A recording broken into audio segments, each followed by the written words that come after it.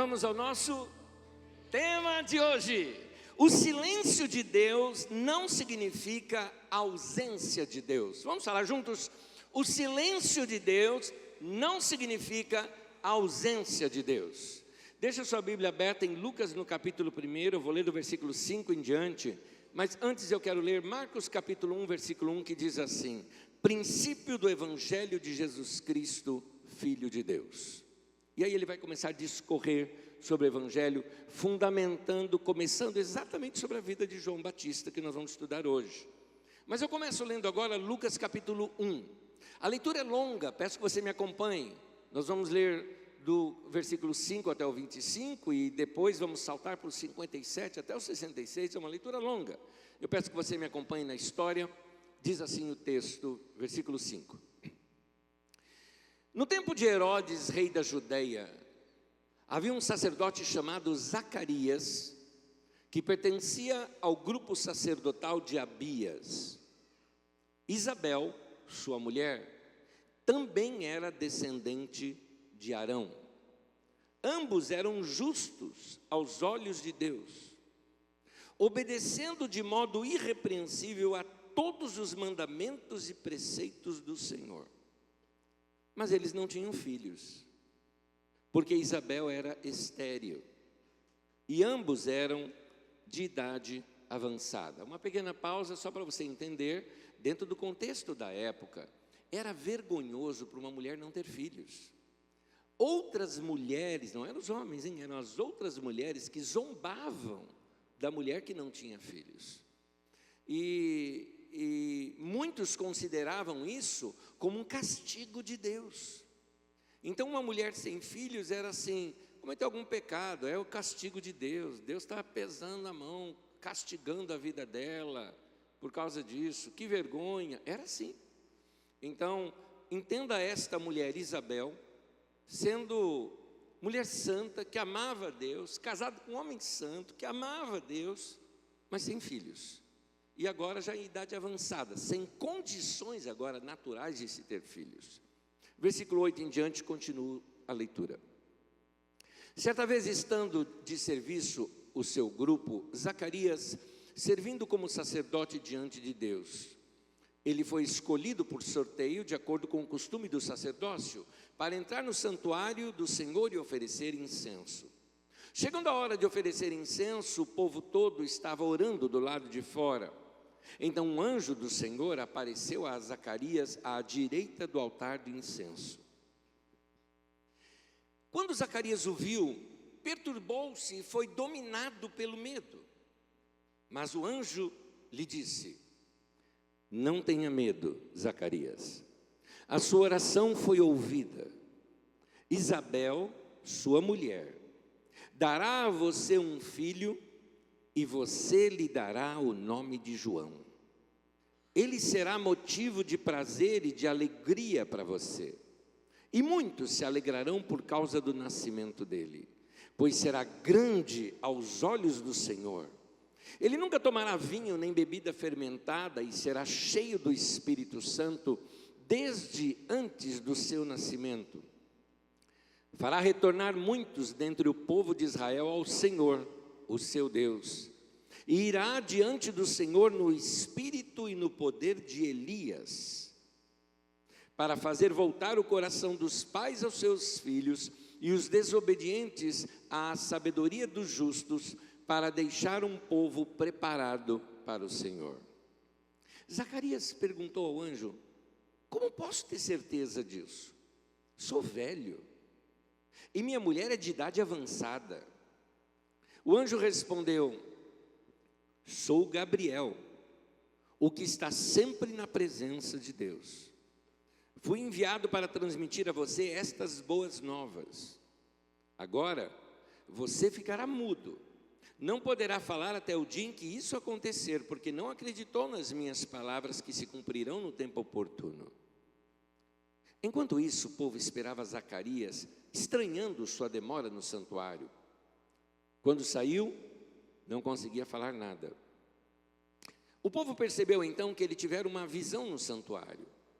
Zacarias fazia sinais para eles e permanecia mudo. Quando se completou o seu período de serviço, ele voltou para casa. Depois disso, sua mulher, Isabel, engravidou e durante 5 meses não saiu de casa. Aí é uma questão da gravidez de uma mulher que já está com idade avançada para preservar a criança e preservar seu momento de gravidez. E ela dizia: isto é obra do Senhor. Agora ele olhou para mim favoravelmente para desfazer a minha humilhação perante o povo. Versículo 57 agora, até o 66. Ao se completar o tempo de Isabel dar à luz, ela teve um filho. Seus vizinhos e parentes ouviram falar da grande misericórdia que o Senhor lhe havia demonstrado e se alegraram com ela. No 8º dia foram circuncidar o menino e queriam dar-lhe o nome do pai, Zacarias. Mas sua mãe tomou a palavra e disse: não, ele será chamado João. Disseram-lhe: você não tem nenhum parente com esse nome. Então fizeram sinais ao pai do menino, para saber como queria que a criança se chamasse. Ele pediu uma tabuinha e, para admiração de todos, escreveu: o nome dele é João. Imediatamente a sua boca se abriu, sua língua se soltou, e ele começou a falar louvando a Deus. Todos os vizinhos ficaram cheios de temor, e por toda a região montanhosa da Judeia se falava sobre essas coisas. Todos os que ouviam falar disso se perguntavam: o que vai ser este menino? Pois a mão do Senhor estava com ele. Amém. Palavra do Senhor, bendita a palavra do Senhor para nós aqui. Desde Malaquias, o último dos profetas, antes desse período, não se levantava um profeta em Israel. Não confunda Zacarias aqui, pai de João, com Zacarias profeta. Zacarias profeta é quase 500 anos antes. Ageu e Zacarias profetizaram, 50 anos depois, Malaquias, 400, em torno de, está arredondando aqui o número, em torno de 450 anos depois é que aparece João. Só para você ter uma ideia, é como se para nós aqui o último profeta tivesse falado aqui para nós, quando o Brasil estava na época ainda talvez até pré-colonial ali no Brasil, bem naquele início de tudo dos anos 1500 e pouco. Só para você ter uma ideia, o tempo, a distância. Há muito tempo o povo não ouvia aquela frase que rasga, não é? Vamos dizer assim, o ar, com aquela frase que todo mundo treme diante dela, que é: assim diz o Senhor, ou Yahvé, Jeová, né? Assim diz Yahvé. E as pessoas, uau, Deus vai falar conosco. No último texto do Antigo Testamento, que é do profeta Malaquias, em Malaquias capítulo 4, versículo 5, ele diz assim: eis que eu enviarei o profeta Elias, antes que venha o grande e terrível dia do Senhor. Ele profetizou que viria alguém, e tanto que o anjo anuncia isso, que João Batista viria no espírito e no poder de Elias. Um profeta como foi Elias. Elias era um profeta diferenciado. Não era um profeta dentro da corte, como foi Isaías. Não era um profeta que ficava ao lado do rei, como foi Jonas, e que depois foi convocado por uma viagem missionária e que ele desobedeceu e tudo mais. Não era. Elias não, Elias era aquele desconhecido, que vivia separado de todos, que vestia roupas estranhas. Esse profeta estranho como era Elias, mas era cheio do poder de Deus, disse: vai vir um profeta assim antes do grande dia do Senhor. 4 séculos se passam, ou 4 séculos e meio, sem que surja um profeta reconhecido por toda a nação. Então, de repente, aparece um homem, vestido de uma roupa que era feita de pelos de camelo, vivendo no deserto, pregando o arrependimento, E João Batista começa a pregar num lugar estratégico, porque muita gente que vinha lá de cima da Galileia para ir para Jerusalém, não atravessava por Samaria, eles atravessavam o Jordão do outro lado, caminhavam pelo outro lado, e mais ou menos na altura de Jericó, muito perto do Mar Morto, onde o Jordão é mais espaçoso e mais raso, ali eles faziam a travessia e pegavam a estrada que ia para Jerusalém. Era ali que João Batista pregava e ali que ele batizava. Então ali as pessoas eram confrontadas com um tipo de mensagem que eles não estavam acostumados a ver e ouvir. João Batista, ele não surge apenas como um novo pregador, mas uma resposta que o povo estava esperando por mais de 400 anos. Por isso que Jesus, por exemplo, lá em Mateus 11:9, fala que ele é muito mais do que um profeta. É interessante, Jesus não elogia os fariseus, nem os saduceus, nem mesmo os essênios, ninguém ele elogia. O único da religião da época que Jesus elogia é João Batista, e diz que foi o maior de todos que já havia nascido.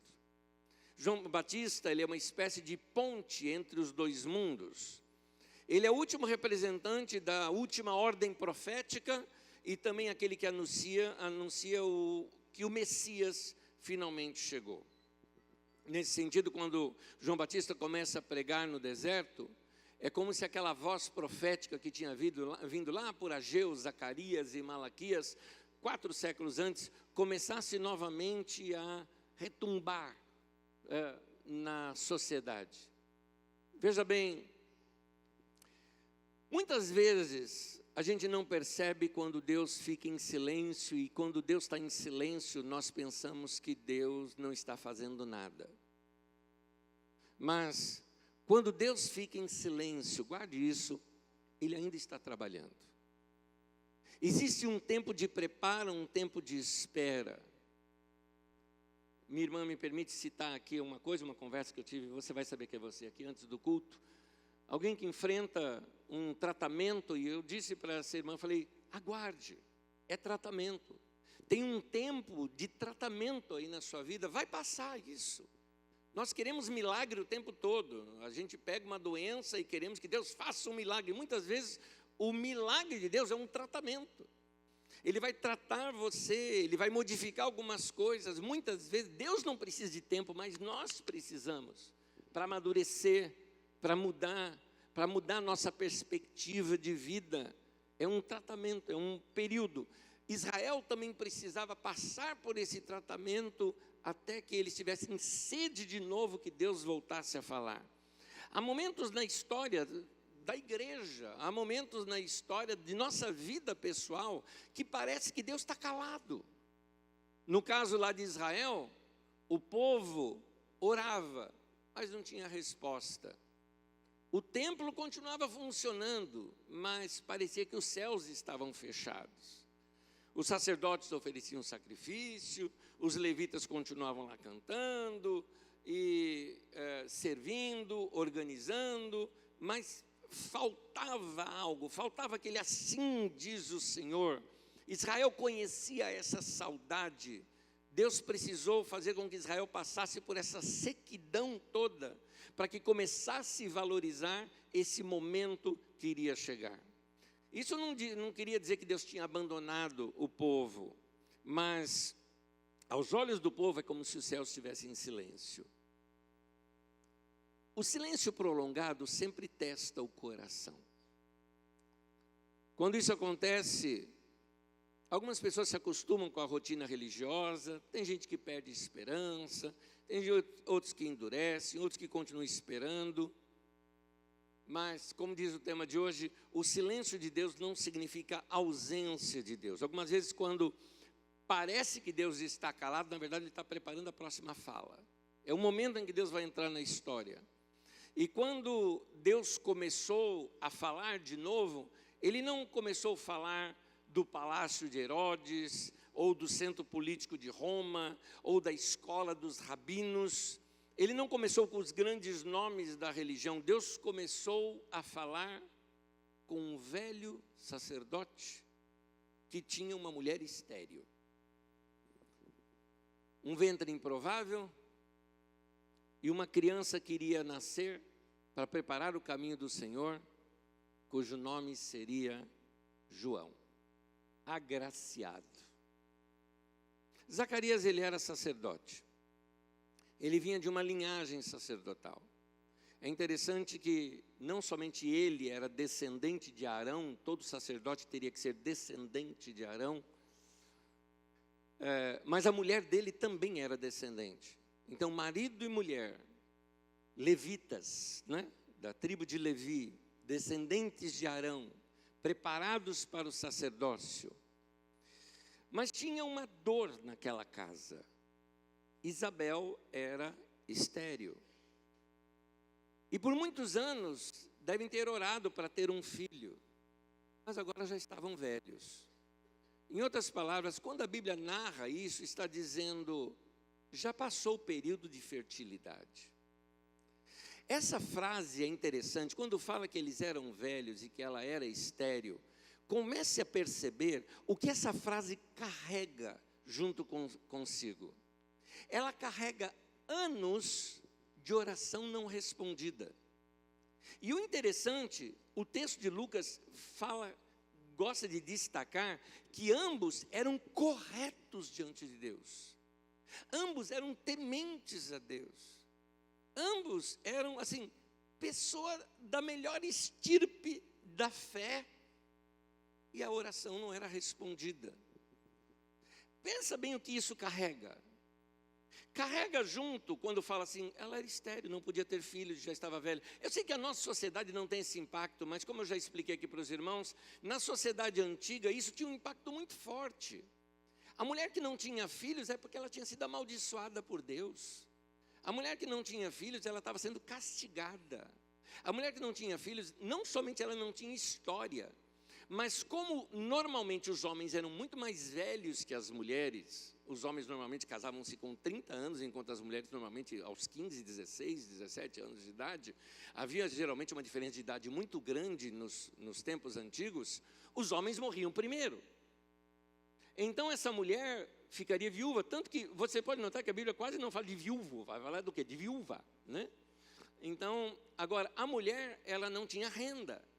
O que significa que uma viúva era completamente dependente do marido. Se ela não tinha filhos, ao morrer o marido, essa mulher ficaria completamente desamparada.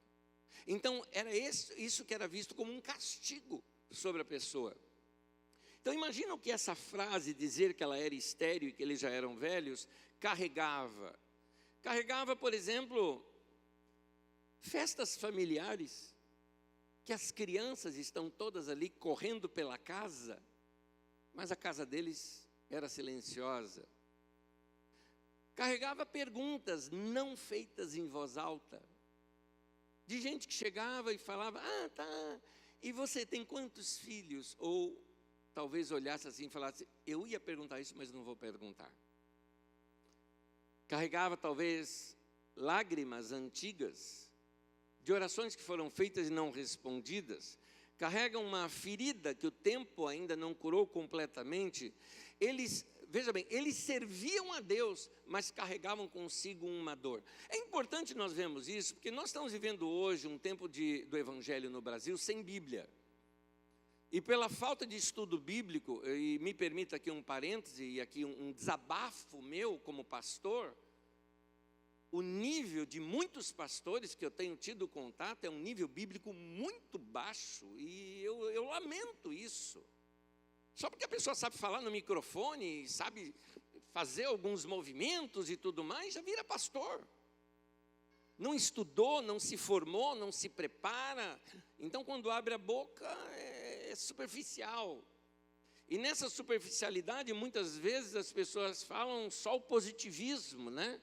Porque eles querem que as pessoas fiquem animadas, porque as pessoas animadas vão contribuir e a contribuição é que vai sustentá-los. Meu Deus do céu, que coisa errada.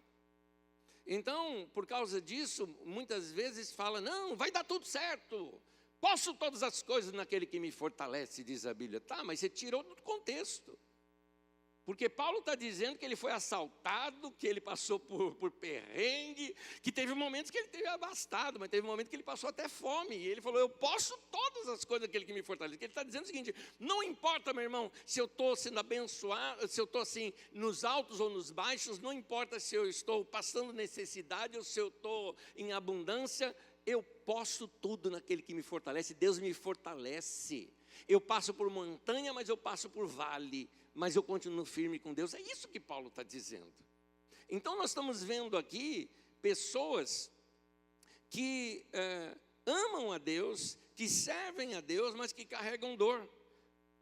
Existem pessoas justas que carregam dores antigas. Existem pessoas fiéis que têm orações ainda não respondidas. É importante dizer isso porque alguns de vocês estão se identificando com isso. Alguns de vocês oram por filhos e não estão vendo resposta. Alguns de vocês oram, homens e mulheres muitas vezes oram porque passaram por frustração, casamento que foi desfeito. Vê pessoas, você vai num casamento, vê aquele romance todo e você vai para casa sozinha ou sozinho e fica pedindo, Senhor, será que eu não vou ter esta oportunidade na minha vida? Tem pessoas que têm esses lamentos. Nós vemos pessoas que passam por situações que você ouve um irmão falando, ai, Deus fez um milagre, eu fui curado. Outro, ai, Deus fez um milagre, eu fui curado. E você está ali 6, 7, 10 anos de tratamento médico e a coisa não acontece. Isso acontece com todos. Não é falta de fé sua, é isso que eu quero te dizer. Se te pregaram isso dizendo que você está doente por falta de fé, desculpa, errado, isso não é o evangelho. Nós passamos por problemas também. Deus vai nos fortalecer no meio do problema. Essa é a diferença. A gente passa por tempestade, a gente passa por enchente, a gente passa por tudo isso, mas a nossa casa não cai. A nossa casa não cai. É essa a promessa. É essa a fidelidade do Senhor conosco. Existem casas piedosas que também têm quartos vazios, que têm sonhos adiados, que têm perguntas difíceis. A esterilidade de Isabel não significa falta de fé. O silêncio de Deus não significava rejeição. Um dia, Zacarias entrou no templo. Zacarias era um dos sacerdotes, havia grupos de sacerdotes. Aquele era o turno do Zacarias, do grupo de Zacarias. Entre eles usavam um chamado Urim, Tumim e sorteavam, entendiam que aquilo era a voz de Deus. É interessante, note, eles estavam num tempo de tanto silêncio que precisavam fazer esses jogos para entender o que era a vontade de Deus. Mas era assim que eles faziam. E aí esse sorteio cai em Zacarias. Era o homem responsável para levar o sacrifício e as orações diante de Deus. Vamos entrar dentro é muito diferente da nossa religião hoje. Vamos entrar para dentro da religião da época. Nós temos lá o templo. E o momento é sagrado. O povo todo, nós ficamos do lado de fora. Queremos o perdão de Deus. Queremos que Deus aceite nossas orações. Mas as nossas orações só vão poder ser aceitas quando Deus disser sim. Mas Deus só iria fazer isso depois que o sacerdote entrasse e fizesse o sacrifício. E oferecesse ali diante de Deus. Ele entra então. Está todo mundo na expectativa. Porque sem que isso acontecesse, minhas orações não estariam bloqueadas. Assim era na época. Ele entra.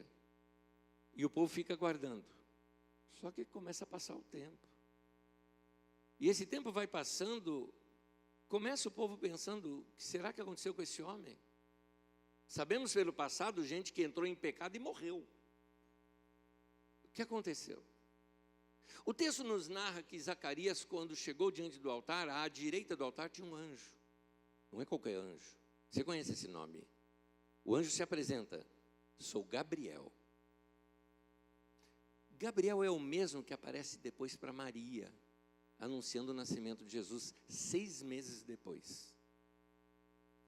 Então, Gabriel aparece primeiro ali, para Zacarias.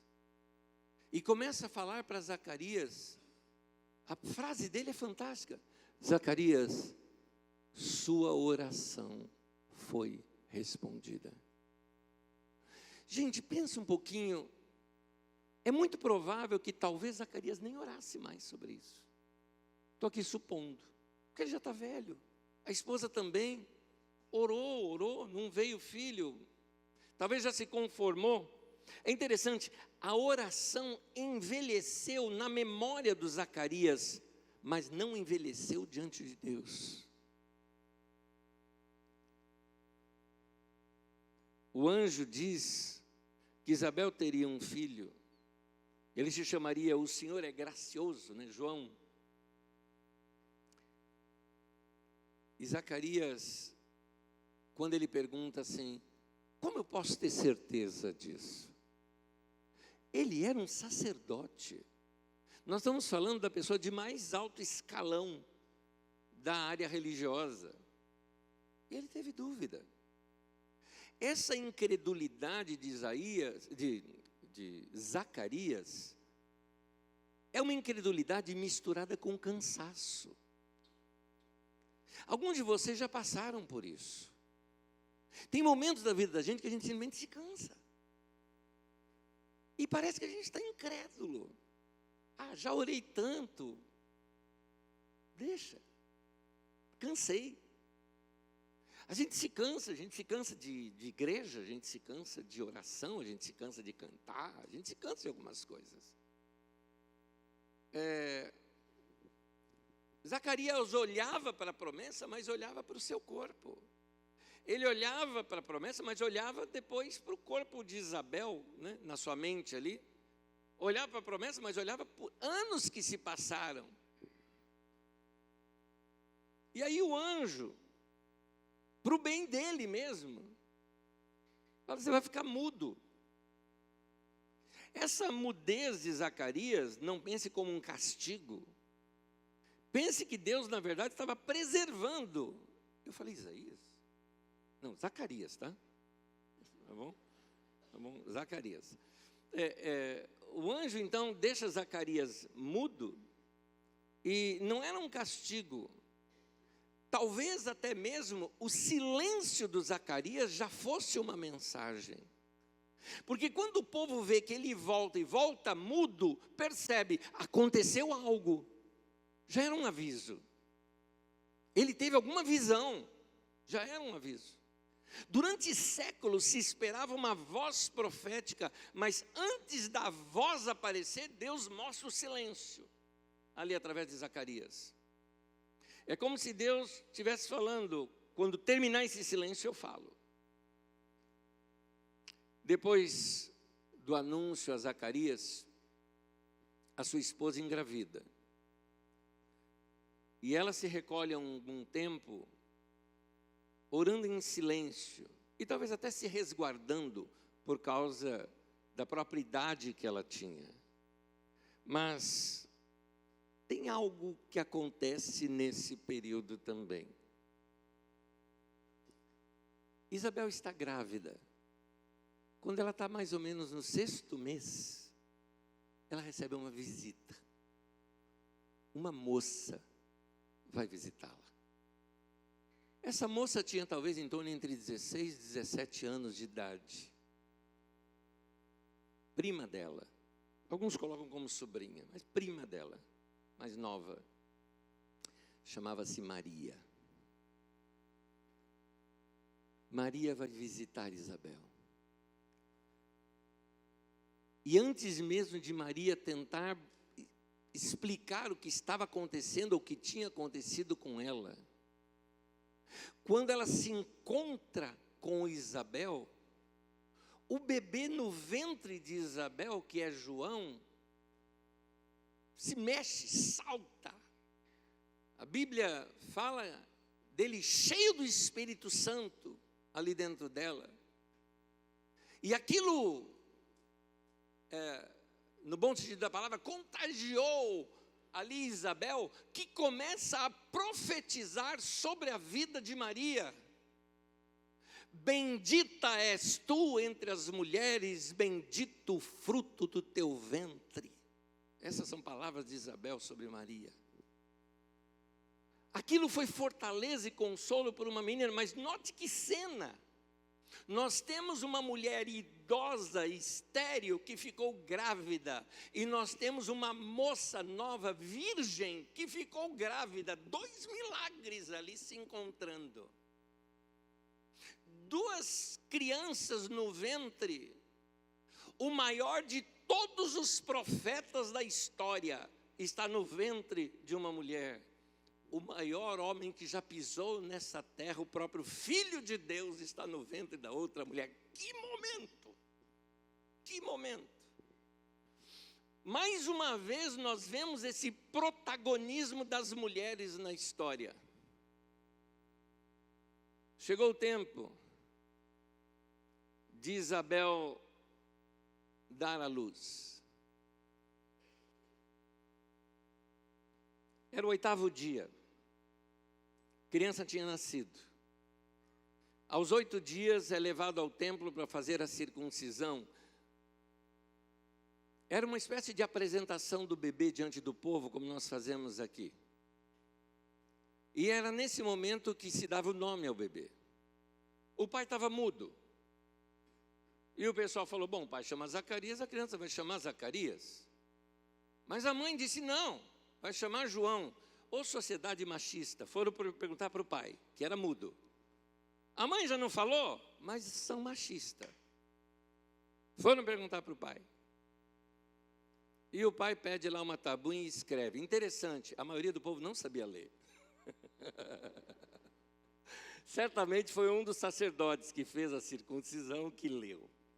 E ele disse, o nome dele é João. Zacarias, naquele momento, a boca dele se abre. E o homem começa a falar e profetizar sobre o próprio filho. E ele diz assim, dentro da sua profecia, que é muito longa, depois você pode lê-la. Ele diz, e você, menino, será chamado profeta do Altíssimo, porque precederá o Senhor, preparando-lhe os caminhos. Havia uma profecia dada por Malaquias, de que ele viria como uma voz do deserto. Havia uma profecia de Isaías, dizendo que este homem prepararia os caminhos do Senhor. Havia uma profecia de Malaquias, também dizendo que ele viria como se fosse o próprio Elias. E agora se cumpre que este profeta estava nascendo. Agora o interessante é que João nasceu para apontar para Jesus. Em nenhum momento João traz tudo para si. Até no ventre da mãe, quando Jesus entra em cena no ventre de Maria, é que João já salta, vamos dizer assim, né? Se mexe no ventre da sua mãe, apontando de novo para Jesus. Um homem que nasceu para apontar para o outro. Esse é João. É importante essa lição aqui para nós, porque nós estamos numa época em que parece que todo mundo vai ser um sucesso e protagonista. E a vida não é assim, irmãos. A vida não é assim. Nem todo mundo vai aparecer. Talvez muitos de vocês que nunca apareceram na TV, nunca nenhum jornal te entrevistou, né? Eu costumo dizer sobre sorteio, eu nunca ganhei nenhum sorteio na minha vida, né? Nem todo mundo é protagonista. Nem todo chamado é para ocupar o centro, alguns chamados são para preparar o caminho. Tem pessoas cujo ministério é preparar o caminho para outros. João Batista, ele nos ensina que preparar o caminho para alguém também é uma missão santa. Eu tenho um ministério, ele é público, vocês estão me vendo aqui, mas o tempo todo eu tributo isso à minha mãe, ao meu pai, à minha avó e à minha bisavó. Gente que nunca apareceu, que talvez vocês nunca conheceram, mas foram eles que foram, na verdade, as pessoas que apontaram, que cuidaram, que investiram, que oraram. Nem todo mundo vai segurar o microfone no momento principal. Uma igreja saudável entende isso. uma liderança madura entende isso, uma alma tratada por Deus entende isso. O problema começa quando nós queremos transformar a nossa missão de serviço em um projeto de autopromoção. João Batista nunca fez isso. A questão dele era servir, ficar nos bastidores. Lucas capítulo 1, versículo 80 diz assim: o menino crescia e se fortalecia em espírito, está se falando de João Batista. Viveu nos desertos até o dia em que havia de manifestar-se a Israel. Lembra que eu falei que tanto seu pai quanto sua mãe eram descendentes de Arão? Ou seja, o pai dele já era um sacerdote. João Batista, sendo filho de pai e mãe descendentes de Arão, é muito provável que ele seria um sacerdote de grande influência. E sendo o homem que foi, com sua pregação, eu não duvido de que João Batista pudesse até alçar, aqui é uma suposição minha, pudesse até alçar o cargo de sumo sacerdote. Mas aqui me chama a atenção uma coisa. Tem um texto no Evangelho de João, como vocês sabem, João Batista era primo de Jesus. 6 meses de diferença. Mas em João, no capítulo 1, quando João Batista está falando de Jesus, 30 anos depois, diz assim, versículo 31 e 33, primeira frase de João Batista: eu mesmo não o conhecia. Depois no 33, eu não o conhecia. Como assim? Não era primo dele? Vamos pensar junto? O pai e a mãe eram idosos. Quanto tempo será que eles viveram? A gente não sabe. Para ele não ter conhecido a Jesus, alguma coisa aconteceu que o afastou da família. Por que ele veio do deserto? Os sacerdotes eram pessoas que tinham uma condição financeira melhor do que as outras pessoas. Zacarias morava nas montanhas de Judá, lugar bonito, certamente casas grandes. E João Batista no deserto? O que era isso? O mais provável aqui, e é claro que isso é uma suposição, por favor, irmãos, estou aqui escrevendo a lápis, né? É uma suposição, é que João Batista tenha ficado órfão logo cedo. E sendo órfão, e descendente de Arão, descendente de um sacerdote conhecido como era seu pai, esse menino que estava mirando para ser um grande líder, possivelmente pode ter sido ali perseguido ou algo parecido. Por quê? Porque eu não acho que João Batista começou a falar daquelas coisas somente aos 30 anos de idade. Porque João Batista bate firme e pesado na religiosidade da época.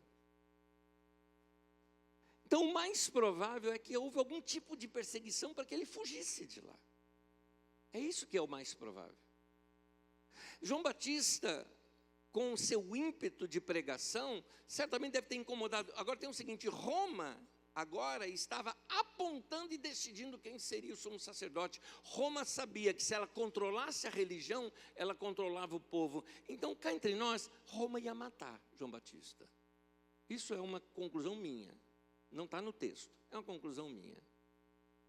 Havia um grupo radical judeu que era contra Roma, contra Herodes, contra o templo e achava que a religião estava completamente afastada de Deus.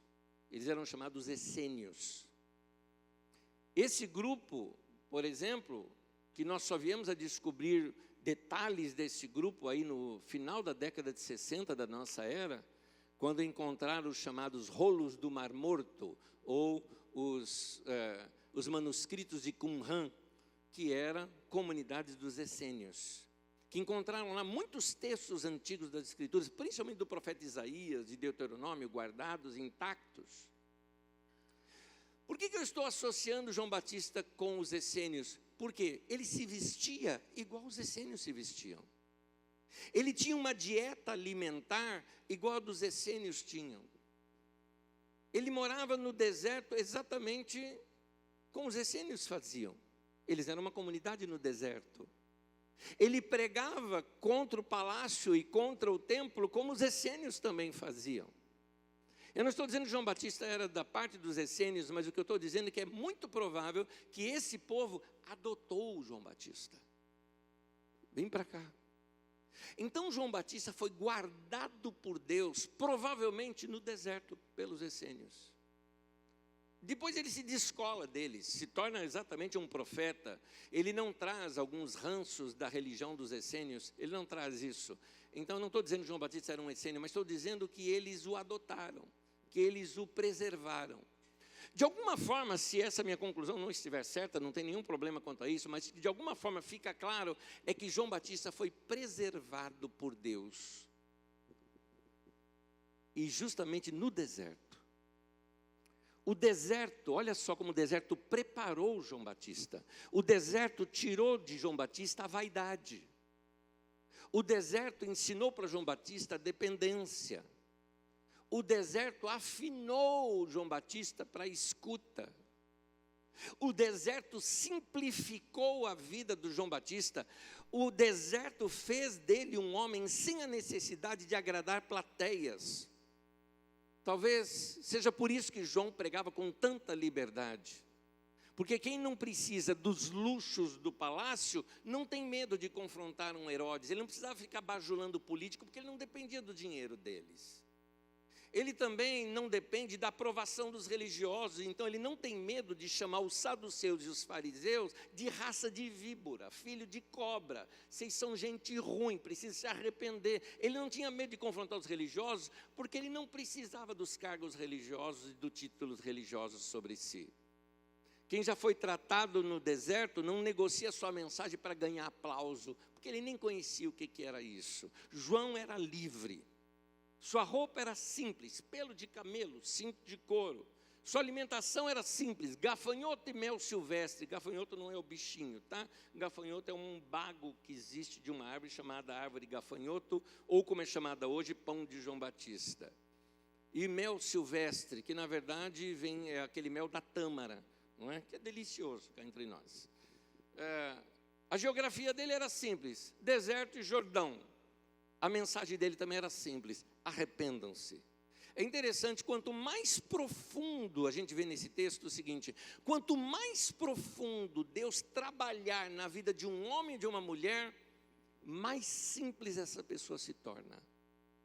Portanto, note que quando Deus está trabalhando a nossa vida, nos levando para a simplicidade, Ele está nos levando exatamente para o ponto exato da nossa vida.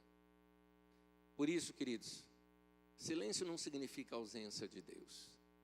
Talvez o silêncio de Deus na tua vida, de orações não respondidas, significa Deus falando assim, filho, filha, eu estou tratando o teu coração.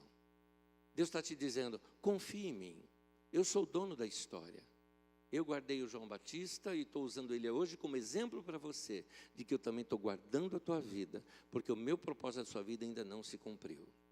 Suas orações ainda vão ser respondidas como a de Zacarias também foram.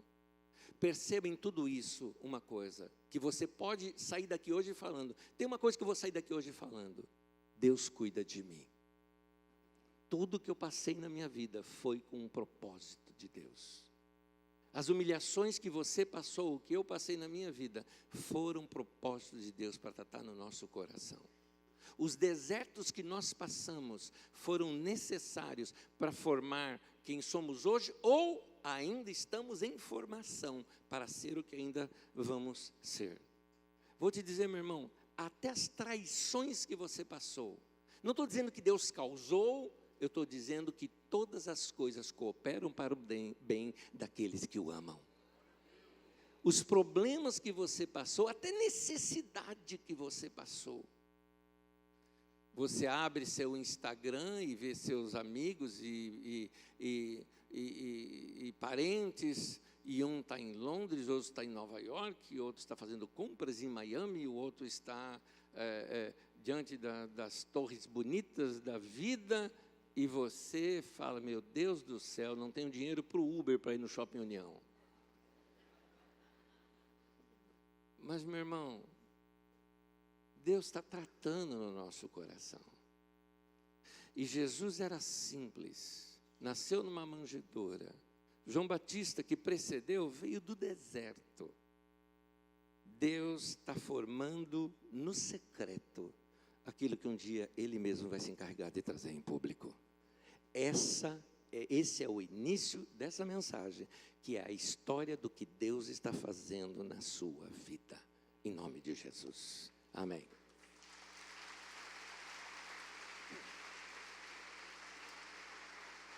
Convido você a ficar em pé, por favor.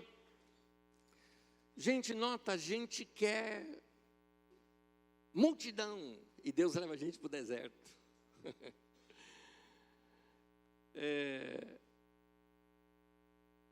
A gente quer falar para um monte de gente, Deus nos manda para momentos de silêncio.